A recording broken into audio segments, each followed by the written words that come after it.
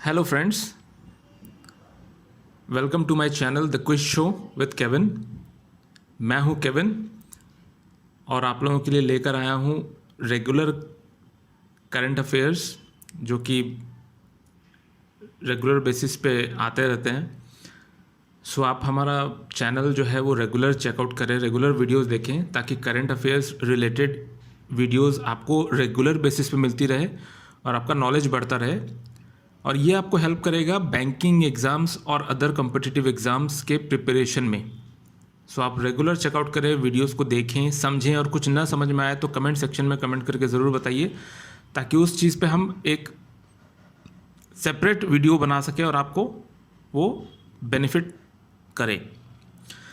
सो आगे स्टार्ट करने से पहले आई होप आप सब अच्छे होंगे, अपना सेहत का ध्यान रख रहे होंगे। सो चलिए शुरू करते हैं।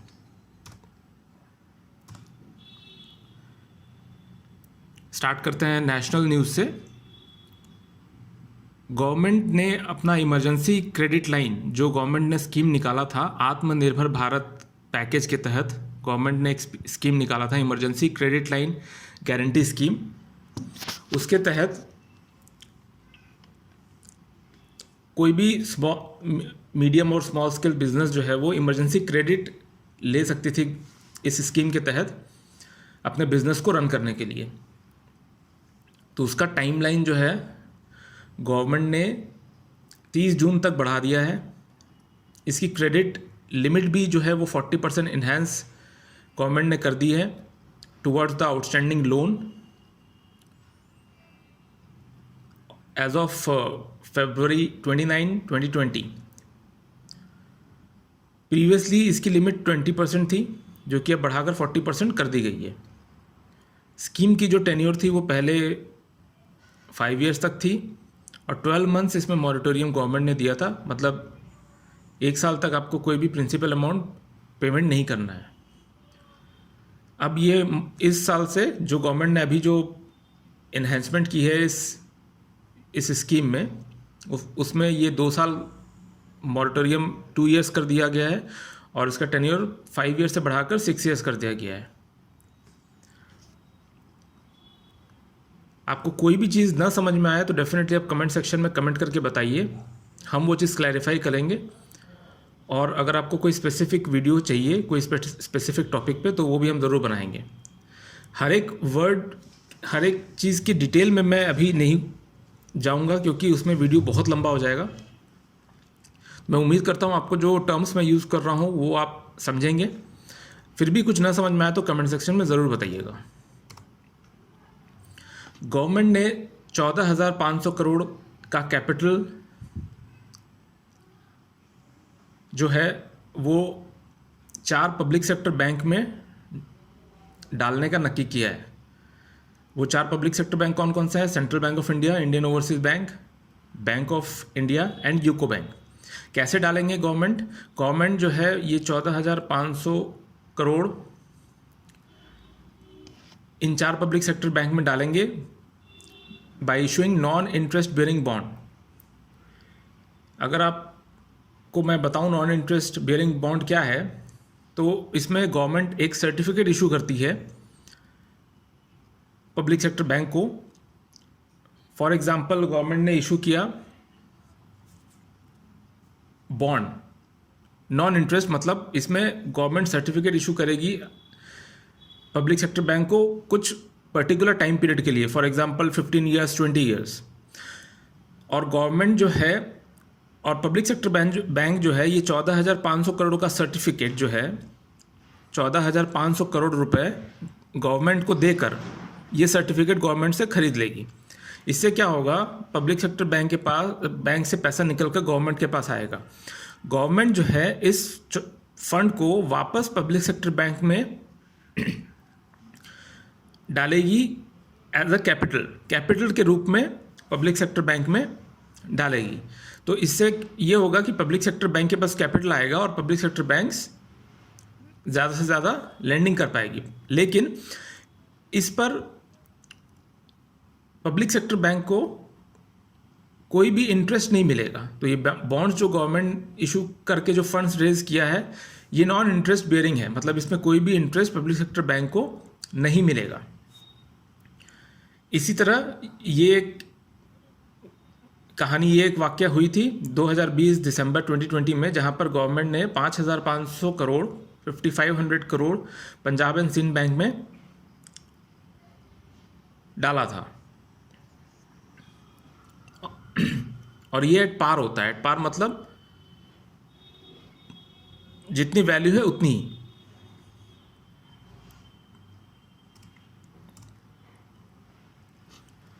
उत्कल दिवस और उड़ीसा डे, उड़ीसा डे, उत्कल दिवस 1 अप्रैल को मनाया जाता है।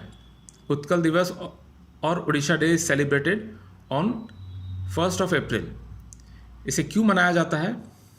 क्योंकि उड़ीसा एज अ स्टेट, ठीक है, उसने एज अ स्टेट का दर्जा हासिल करने के लिए काफ़ी स्ट्रगल किया। उड़ीसा पहले बंगाल प्रेसिडेंसी में आया करता था। अभी उड़ीसा एक डिफरेंट, एक अलग स्टेट के तौर पे जाना जाता है। ठीक है, प्रीवियसली उड़ीसा जो है उड़ीसा के नाम से जाना जाता था, ORISSA उड़ीसा। लेकिन लोकसभा में बिल पास होने के बाद कॉन्स्टिट्यूशन में 113 अमेंडमेंट किया गया इसमें, और इसको रीनेम किया गया ओडिशा, ODISHA। ओके, अब इसमें कुछ इंपॉर्टेंट क्वेश्चंस भी आप समझ सकते हैं या जान सकते हैं अपने नॉलेज के लिए। उड़ीसा के चीफ मिनिस्टर कौन है? नवीन पटनायक। उड़ीसा का कैपिटल क्या है? भुवनेश्वर। उड़ीसा के गवर्नर कौन है? गणेशी लाल। ओके, चलिए मूव ऑन करते हैं। SBI जो कि सबसे बड़ा इंडिया का बैंक है, उसने $1 बिलियन का लोन एग्रीमेंट जापान बैंक के साथ साइन किया है। और ये इसलिए किया गया है ताकि वो ज़्यादा से ज़्यादा लोन जो है दे सके किनको? जापानीज़ ऑटोमोबाइल इंडस्ट्री जो इंडिया में है, उनके सप्लाई चेन को, आप याद रखिएगा, उनके सप्लाई चेन को बढ़ाने के लिए, उनके सप्लाई चेन को मजबूत करने के लिए। ओके, और ये $1 बिलियन का रेज फंड जो है ये रेज कर रही है SBI जापान बैंक के साथ मिलके। और पहले ये $1 बिलियन का था, सॉरी। सो अब ये टोटल कुल मिलाकर 1 and 1 टोटल $2 बिलियन का हो चुका है। SBI के चेयरपर्सन कौन है? SBI के चेयरपर्सन है दिनेश कुमार खरा। SBI हेडक्वार्टर्स कहाँ पर है? SBI की हेडक्वार्टर है मुंबई। SBI कब फाउंड हुआ था? 1 जुलाई 1955। याद रखिएगा, SBI 1 जुलाई 1955। मूव ऑन करते हैं। RBI ने ऑटो डेबिट फैसिलिटी की जो प्रोसेसिंग थी वो और 6 महीने बढ़ा दी है, and it has extended till 30 सितंबर 2021। ठीक है, तो जो भी ऑटो डेबिट फैसिलिटी, जो बैंक्स, जो भी आपका क्रेडिट कार्ड का पेमेंट्स या कोई जो भी रिकरिंग पेमेंट्स जो होते थे, जो कटते थे, वो उसकी डेडलाइन RBI ने 6 मंथ्स और बढ़ा दी है, बढ़ाकर 30 सितंबर 2021 कर दिया गया है। अब क्या होगा? आपको एडिशनल फैक्टर ऑफ ऑथेंटिकेशन जो कि RBI ने अभी लागू किया है, उसके तहत ये किया गया है। अब इसमें एक बहुत इंपॉर्टेंट क्वेश्चन आप समझ सकते हैं या सीख सकते हैं। RBI के अभी 25th गवर्नर है शक्तिकांत दास। या ऐसे भी आपसे पूछा जा सकता है कि शक्तिकांत दास जो अभी करंट RBI के गवर्नर हैं, वो कितने नंबर के गवर्नर हैं? 25th। RBI का हेडक्वार्टर मुंबई, और उसे खोजा गया था 1 अप्रैल 1935 कोलकाता में। ओके, मूव ऑन करते हैं।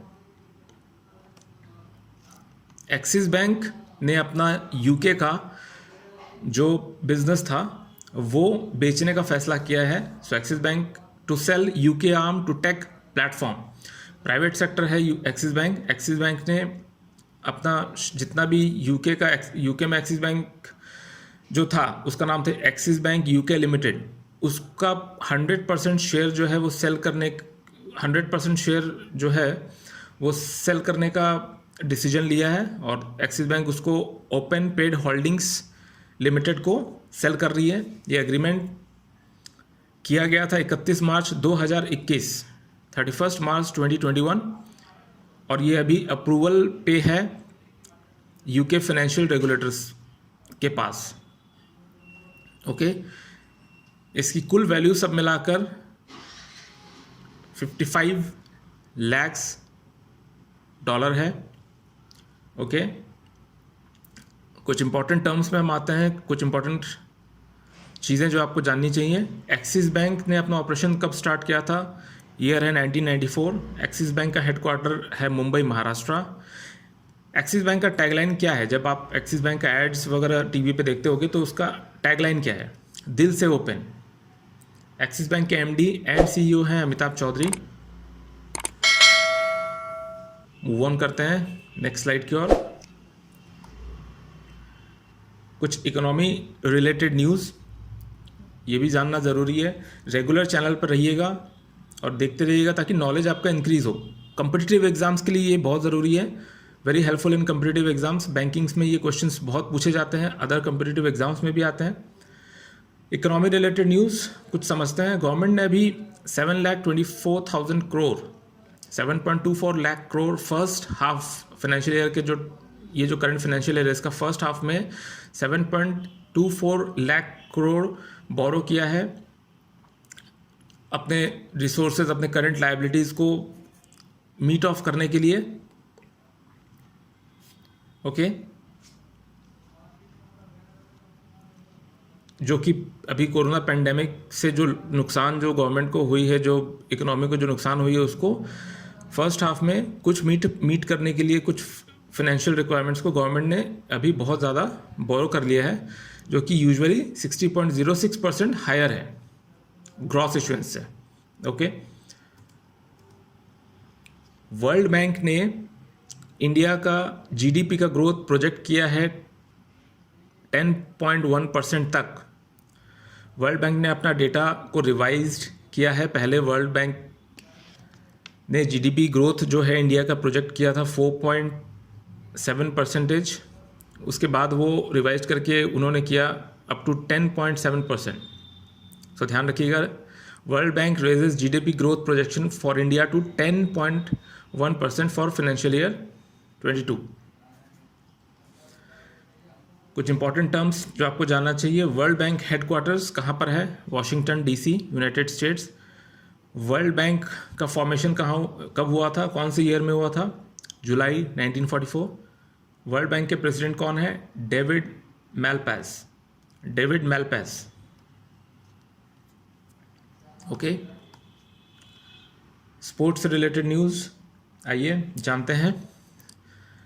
लुइस हैमिल्टन ने अपना बहराइन ग्रैंड प्रिक्स 2021 जीत लिया है। लुइस हैमिल्टन मर्सिडीज की ओर से खेल रहे थे, जिन्होंने बहराइन ग्रैंड प्रिक्स 2021 जीता है। ये उनकी करियर की 96th जीत थी। मैक्स वर्स्टपेन जो कि रेड बुल की तरफ से थे, एंड वी बॉटस वो भी मर्सिडीज की तरफ से थे। इन लोगों ने सेकंड एंड थर्ड पोजीशन हासिल किया है। ओके,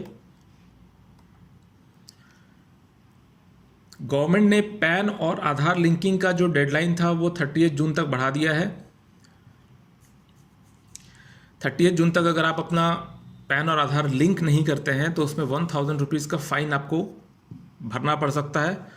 और ये भी हो सकता है कि उसके बाद आपका अगर आप लिंक नहीं करते हैं तो पैन आपका इनएक्टिव हो जाएगा, मतलब इनवैलिड हो जाएगा, मतलब आपके पैन कार्ड की कोई भी वैल्यू नहीं रहेगी। कुछ इंपॉर्टेंट टर्म्स कुछ इंपॉर्टेंट चीज़ें जान लेते हैं इससे रिलेटेड। आधार कार्ड जो गवर्नमेंट ने जो निकाला है वो कब आया था, मतलब कब खोजा गया था? 28 जनवरी 2009। 2009 से पहले आपके पास आधार कार्ड का कोई कंसेप्ट ही नहीं था इंडिया में। उससे पहले हम लोग यही जानते थे कि पैन कार्ड होता है, इलेक्शन कार्ड होता है जिसको वोटर कार्ड कहते हैं, बस।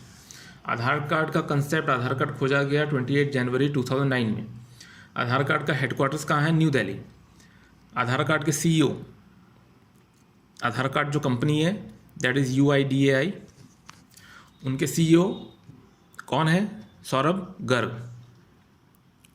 गर्ग। सो याद रखिएगा, आधार कार्ड और पैन कार्ड लिंकिंग का जो डेडलाइन है वो गवर्नमेंट ने 30 जून तक एक्सटेंड किया है। सो अगर आपने ये लिंक नहीं किया है तो ज़रूर लिंक कर लें। सो फ्रेंड्स, आई होप आपको ये वीडियो पसंद आया होगा। इसे प्लीज़ ज़्यादा से ज़्यादा शेयर करें ताकि ये ज़्यादा से ज़्यादा लोगों तक पहुँचे, ज़्यादा से ज़्यादा लोग इससे जुड़े और अपना नॉलेज को इंक्रीज़ करें। आप अच्छे कॉम्पिटिटिव एग्ज़ाम्स क्लियर करें ये वीडियो देखकर। और कमेंट सेक्शन प्लीज़ कमेंट ज़रूर कीजिएगा, कमेंट करके बताइएगा कि आपको ये वीडियो कैसा लगा और आप क्या चाहते हैं, क्या मॉडिफिकेशंस चाहते हैं, कैसे चाहते हैं। कोई पर्टिकुलर चीज़ समझ में ना आए तो भी ज़रूर कमेंट कीजिएगा, उसका आंसर आपको ज़रूर दिया जाएगा हमारे एंड से। और रेगुलर चैनल्स देखते रहें ताकि आप कॉम्पिटिटिव एग्ज़ाम्स के लिए तैयारी करते रहें और लाइफ में सक्सेस हासिल करते रहें। Thank you for watching the quiz show with Kevin. Keep watching. Thank you.